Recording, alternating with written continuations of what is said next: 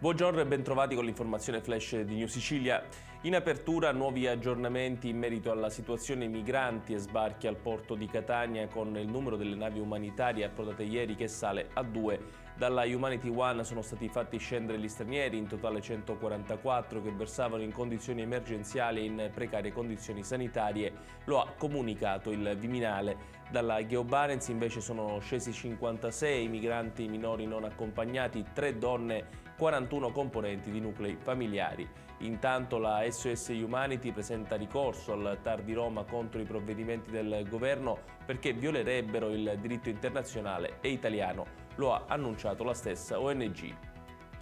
Oggi la Sicilia si ferma per manifestare contro il caro energia. La mobilitazione, oltre alla chiusura delle attività in tutta l'isola, prevede il raduno alle ore 10 di tutti i partecipanti in Piazza Croce a Palermo, da cui poi prenderà via il corteo che arriverà sino a Piazza Verdi davanti al Teatro Massimo. Qui si svolgerà il comizio dei rappresentanti delle sigle promotrici della manifestazione.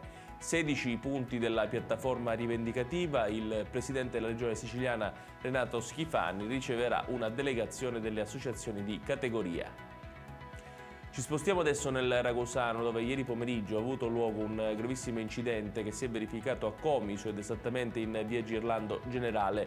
Lo scontro è avvenuto tra 2 auto e a rimanere ferite sono state 4 persone, tra cui 2 bambini di soli 3 anni. E adesso a Enna, dove il conducente di un furgone avrebbe perso il controllo del mezzo cappottando e finendo nella strada sottostante. È quanto accaduto sempre ieri pomeriggio lungo la Montecantina nei pressi di via Pergusa. I soccorsi inizialmente sono stati forniti da alcuni automobilisti in transito, successivamente sono poi giunti i sanitari del 118 insieme ai vigili del fuoco del comando provinciale. Ad essere estratti dalle lamiere del mezzo sono stati un uomo e una donna. Quest'ultimi sono stati trasportati al pronto soccorso dell'ospedale Umberto I di Enna.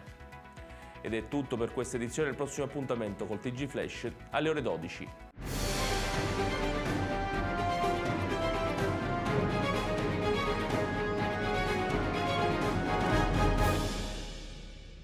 Procar, centro assistenza autorizzato BMW e Mini, adesso anche BMW Motorrad, via George Marshall 7, Mister Bianco, Catania.